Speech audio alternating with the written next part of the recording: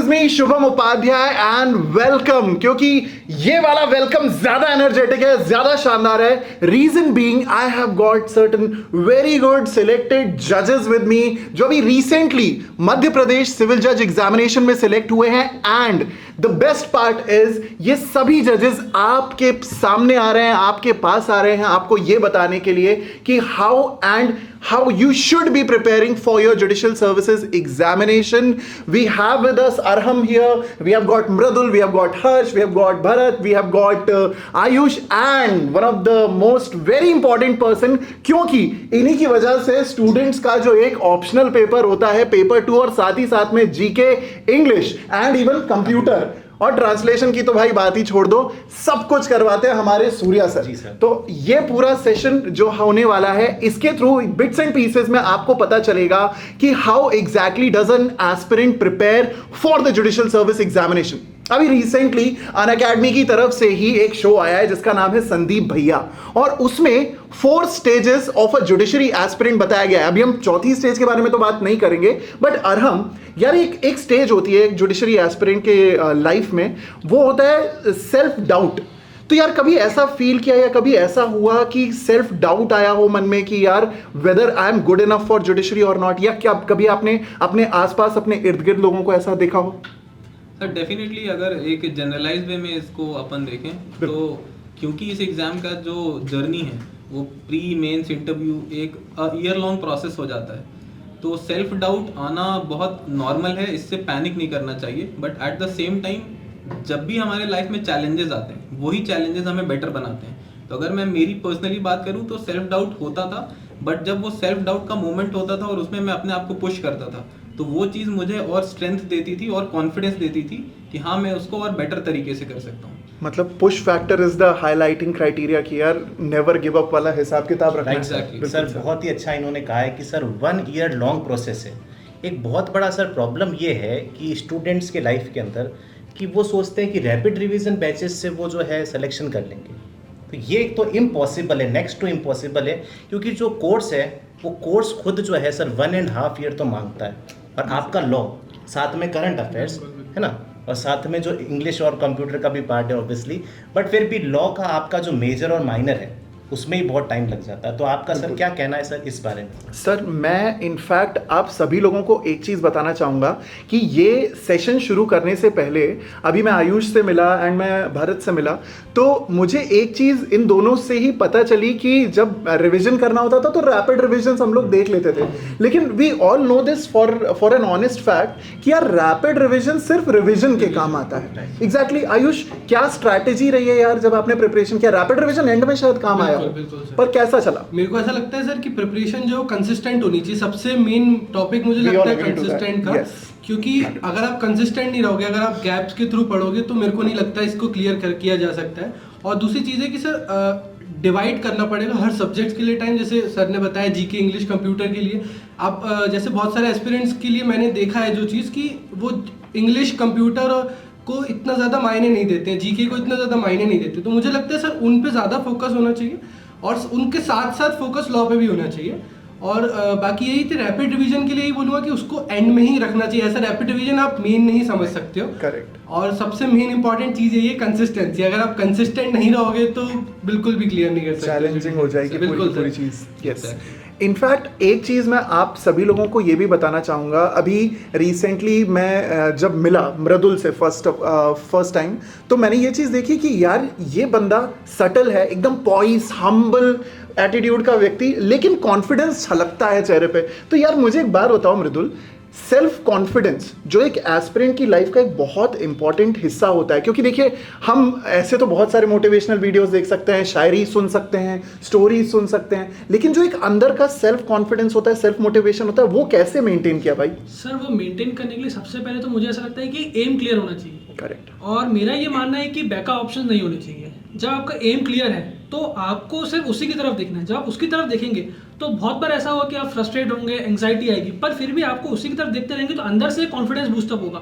आपको ये देखना है कि आपके पेरेंट्स ने आपको किस चीज़ के लिए पढ़ाया है। जब तक आप वो सोचते रहेंगे तो अपने आप कॉन्फिडेंस अंदर से बूस्ट होता रहेगा। ये बात तो है, ये बात तो है। भरत, ये अपन लोग इस पे टोटली एग्री करते हैं, आई गेस। यस सर, कुछ हद तक मैं एग्री करता हूँ। मेरा ये मानना है कि कॉन्फिडेंस आता है आपके मेहनत से, कंसिस्टेंसी से और हार्ड वर्क से।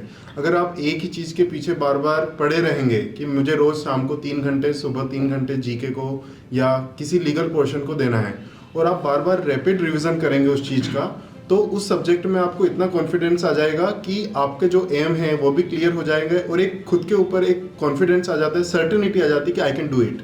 एग्जैक्टली ये पॉइंट आप सभी लोग, क्योंकि जितने भी यहाँ पे मेरे साथ लोग बैठे हैं, इन सभी का जो एक्सपीरियंस है, इनका जो शिद्दत, इनका जो डेडिकेशन, डिटर्मिनेशन इन्होंने पिछले कई सालों में, इनफैक्ट 10 साल, क्योंकि एक सपना होता है किसी जुडिशरी एस्पिरेंट का, कभी फर्स्ट ईयर में हो जाता है, कभी सेकेंड ईयर में हो जाता है, कभी बच्चा जब 4 साल 5 साल का समझना शुरू करता है तभी से ये आइडिया आ जाता है कि भैया मुझे तो जज बनना है। तो ये कॉन्फिडेंस हमेशा अपने पेरेंट्स को देख करके, अपनी सर कंसिस्टेंसी को देख करके, फ्लो को देख करके, इनफैक्ट सूर्या सर आप लोगों के लिए एक बहुत ही इंपॉर्टेंट पॉइंट लेकर के आए हैं, दैट इज कि लॉ के साथ कंसिस्टेंसी के लिए जो एक फ्लेवर आता है जीके का और इंग्लिश का और हमारे ऑप्शनल सब्जेक्ट्स का, वो सर कैसे जेल होता है वो? जी सर, सबसे पहले तो सर क्या है कि जैसे फॉर एग्जांपल आपका मेजर लॉज हो गया, मेजर लॉज एक्चुअली में 50 to 60% तो आपका कवर करता ही है।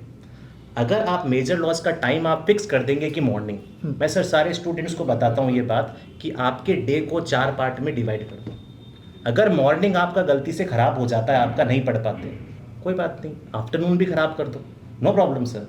लेकिन अगर आप इवनिंग ख़राब करते हो तो आपकी गलती है इसमें। करेक्ट है, ये तो सर बिल्कुल जरूरी है। 100% सर। और सर 2P का एक मैं सर आपको बताना चाहता हूँ, एक पेशेंस एंड परसिवरेंस। करेक्ट। आप इस समुंदर में कूद चुके हो और अगर आपको बाहर निकलना है, अगर आप तेज हाथ पैर मारोगे तो सर आप डूबोगे, ये तो है। ठीक है। लेकिन सर अगर आप टेक्निक से हाथ पैर मारोगे तो 100% पेशेंस के साथ आप बाहर निकलोगे विथ फ्लाइंग कलर्स। तो सर ये तो सर पेशेंस और परसिवरेंस तो शायद हम कहते हैं ना सफलता की कुंजी होती है। पेशेंस और में सर मैं भी 2 P's अगर ऐड क्या करूं, बात है। बिल्कुल बिल्कुल। अगर हमारा गोल क्लियर है, जैसे जुडिशरी में जुडिशियल ऑफिसर बनना हमारा गोल क्लियर है, तो उसमें 2 P's जैसे सर ने बताया, तो वैसे और 2 P's हो सकते हैं, प्रायोरिटी एंड प्लानिंग। कि हमारी जो भी प्रायोरिटी है, हमारा जो भी डेली रूटीन है, हमारा जो भी वीकली रूटीन है, मंथली टारगेट्स हैं, उसको हम प्रायोरिटाइज करके उस हिसाब से प्लान करें। और फिर अपने अंदर हमको ऑनेस्ट बहुत होना चाहिए, हमें बिल्कुल भी एक्सक्यूजेज नहीं देने चाहिए। जैसे सर ने बोला कि कई बारी हो जाता है कि हमारे मॉर्निंग रूटीन डिस्टर्ब हो जाता है, बट उससे डिसहार्टन ना होके रेजुलरी टाइम जो रहता है, जो भी बचा हुआ टाइम है, उसमें हमको अपने फिर पढ़ाई के लिए टाइम देना चाहिए। तो अगर हम प्रायोरिटी और प्लानिंग पे कंसिस्टेंटली वर्क करेंगे, जैसा आयुष ने बोला, तो फिर हमको कोई भी पर्टिकुलर सब्जेक्ट में कमांड आता जाता है और that command leads to confidence. Right sir, जैसे अपना मुद्दा था सर वो रैपिड रिवीजन वाला, और परसिवरेंस और पेशेंस, और आपके भी 2 P जो बहुत ही प्रायोरिटी और प्लानिंग बहुत ही परफेक्ट था। बट एक यहाँ पे स्टूडेंट के लिए बहुत महत्वपूर्ण बात हो जाती है कि सर ये रिवीजन कब करते हैं, कैसे करते हैं।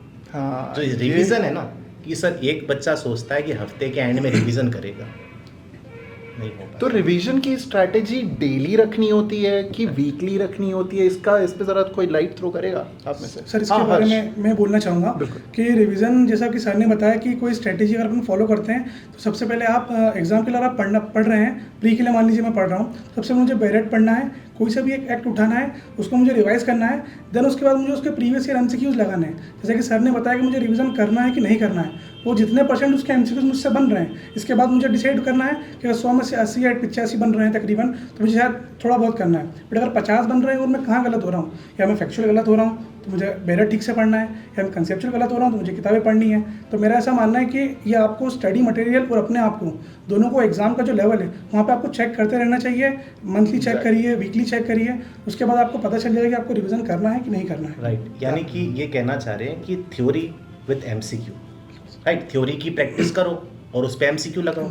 आजकल तो सर बहुत इनफैक्ट सर, क्योंकि एक बहुत इंपॉर्टेंट बात जो हर्ष ने अभी रखी है, and I believe we will all agree to that point कि सिर्फ MCQ लगाने से काम नहीं होता। आपके 50 MCQ में से अगर 10 MCQ गलत हुए हैं तो वापस आपको बैरैक पे जाकर के या कमेंट्री बुक पे जाकर के चेक करना होता है कि यार ये गलती कहाँ हुई है। मतलब may it be a conceptual problem, may it be a factual problem, may it be N illustration based issue, चाहे फिर वो बैरैक का सेक्शन नंबर ही आया हो, उससे हम अपना एक स्वॉट एनालिसिस, जिसको हम लोग कहते हैं ना स्ट्रेंथ, वीकनेसेस, अपॉर्चुनिटीज, राइट, वो हम लोग एक अच्छे से कर सकते हैं। अब आप सभी लोगों को बताता हूँ third stage of an aspirant's life, and मैं ये चाहूंगा कि इस पे तो क्योंकि आप पांचों ने अपने बहुत अच्छे ओपिनियंस रखे हैं, तो इस पे आप लोग ओपन हो और बहुत कैंडिडली ये बताना कि यार इसका क्या जवाब होगा। Third stage of any judiciary aspirants life is anxiety. तो एंजाइटी के लिए क्या तोड़ है यार, उसका कोई मर्म है इस दवा का, बताइए जरा। सर एक क्वेश्चन को चेंज हाँ कर दूं प्लीज थोड़ा सा? प्लीज प्लीज, बिल्कुल। जुडिशरी नहीं, सारे जितने भी एस्पिरेंट्स है, चाहे वो भारत का कोई भी एग्जाम हो, Exactly. उन सब से जो बचने के लिए, जो एंजाइटी से बचने के लिए क्या कर सकते हैं? क्या किया जाए बताइए। सो टू स्टार्ट विद सर, जब भी हम कुछ भी नया या बड़ा अचीव करने के लिए जाते हैं तो जो फर्स्ट स्टेप होता है वो हमको हमारा कंफर्ट जोन छोड़ना पड़ता है। तो जब भी हम हमारा कंफर्ट जोन छोड़ते हैं तो थोड़े चैलेंजेस आते हैं, फिर कोई नई चीज़ में हम जाते हैं तो फेलियर्स भी हो सकते हैं, ऐसे में एंजाइटी आती है। तो मैंने सर एक रिसर्च पढ़ी थी जो ग्लोबल लेवल पे हुई थी, तो उसमें जो वर्ल्ड के सबसे टफेस्ट एग्जामिनेशंस थे, उनके जो टॉपर्स थे उनको एनालाइज किया गया।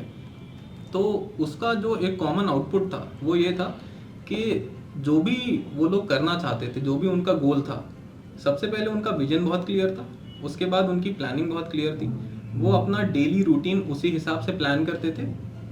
बट जब उनका वो टारगेट होता था, जो भी डेली टारगेट, सपोज पढ़ने का 6 घंटे, वो जब 6 घंटे एक दिन के हो गए तो उसके बाद जैसे सपोज किसी को एक्सरसाइज करना अच्छा लगता है तो वो एक्सरसाइज करे, किसी को म्यूजिक सुनना अच्छा लगता है तो म्यूजिक सुन ले, किसी को नॉवेल पढ़ना अच्छा लगता है तो नॉवेल पढ़ ले।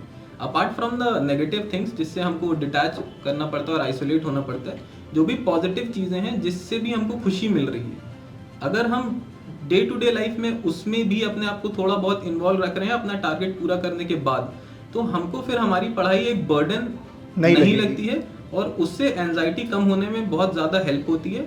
और जब हमें कोई भी चीज़ में एंजाइटी और प्रेशर फील नहीं होता है तो हमारा माइंड जब फ्रेश और हैप्पी रहता है तो एक ज़्यादा प्रोडक्टिव माइंड रहता है।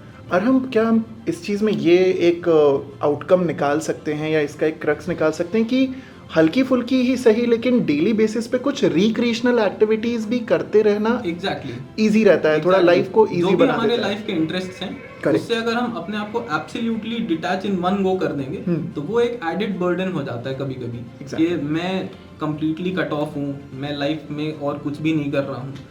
अगर आप अपने आप को आइसोलेशन में एंजॉय कर सकते हो तो वो बहुत अच्छी बात है, बट अगर एकदम से डिटैच नहीं कर पा रहे हैं तो फिर डेली टारगेट पूरा करने के बाद कोई भी जैसे जिम कर रहा है, स्विमिंग कर रहा है, वॉक कर रहा है, म्यूजिक सुन रहा है, थोड़ा बहुत टारगेट पूरा करने के बाद ये कर भी लेते हैं तो उससे एंजाइटी कम हो जाती है। That's correct. That's absolutely बिल्कुल correct. सर, जैसे ये पूरा जो राउंड टेबल है जी ये एक तरह से अपनी लाइफ है, हाँ ये आपकी स्टडीज है। करेक्ट। स्टडीज के पीछे अगर आप पूरा का पूरा जो लाइफ जो है हाँ नहीं कर सकते, बट जरूरी है जरूरी। एक बार अपन बन गए। अच्छा ये भी सर ये बात है कि जैसे आप सब जजेस बन गए हैं तो इसका मतलब ये है कि आप पूरे टाइम जो है बस अपनी दुनिया में ही मस्त रहेंगे या फिर क्या है अपना एंजॉयमेंट भी करेंगे, वो sir equally important as educator too sir. 100% sir, 100%। अब आते हैं उस स्टेज के बारे में बात करते हैं, बहुत क्रिस्प बात करेंगे क्योंकि ये शायद ऐसी स्टेज है जिससे ज़्यादातर स्टूडेंट्स, ज़्यादातर जो एस्पिरेंट्स होते हैं, कैंडिडेट्स होते हैं, वो घबराते हैं और वो नहीं चाहते कि ये चौथी स्टेज कभी भी उनकी लाइफ में आए। वो है the stage of give up. क्या कभी दिमाग में ऐसा थॉट आया, क्या कभी ऐसा लगा या कभी आपने इर्द गिर्द अपने आसपास ऐसे लोगों को देखा जिनके मन में कभी ना कभी ये विचार आया हो कि यार बस बहुत हो गया, अब नहीं करनी प्रिपरेशन, अब प्लान बी की तरफ चलते हैं, अब गिव अप करने का मन हो गया है? कभी ऐसा हुआ? मेरे को ऐसा लगता है सर गिव अप तो हमेशा आता था, हमेशा बहुत बार आता था कि गिव अप करना है। लेकिन सर मेरे जो फ्रेंड सर्कल थे, जैसे मृदुल है, हर्ष है और भी 2-3 लोग और हैं जो इस बार जुडिशरी क्लियर किया, तो मेरे को ये पता था कि सब लोग इतना जानते थे कि उनको मेरे को कैसे मोटिवेट करना है या मुझे उनको कैसे मोटिवेट करना है। अगर हम लोगों ने कोई टारगेट फिक्स कर लिया था कि आज हमको ये पढ़ना है तो हम डिस्कस करते थे। तो मुझे ये लगता था कि अगर ये कर सकते हैं, अगर ये पढ़ रहे हैं, अगर ये लोग पढ़ सकते हैं तो मैं क्यों नहीं पढ़ सकता।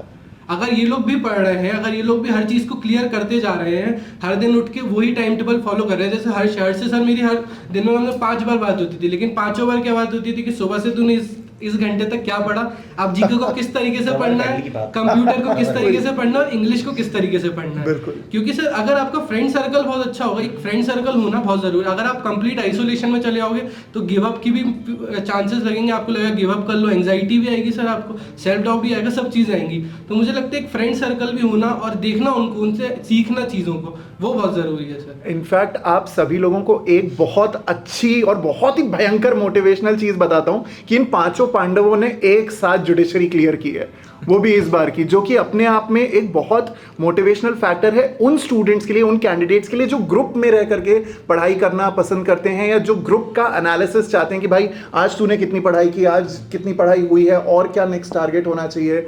With that being said, Surya sir, I believe हमने अभी के तो जो हमारे इंपॉर्टेंट पॉइंट्स थे वो सारे कवर कर लिए हैं। Thank you so very much Ayush, Bharat, Arham, Mridul and Harsh, and we will see you again in the next session for this judges talk and the judges round table. Thank you so very much. And with that being said, हम लोग एक अपना छोटा सा एक मैं एक वो यूज करता हूँ, कैच फ्रेज यूज करता हूँ, never give up. So with that being said guys, इस सेशन को एंड करते हैं, लेकिन हमारा मोटो एक ही होना चाहिए, नेवर गिव अप।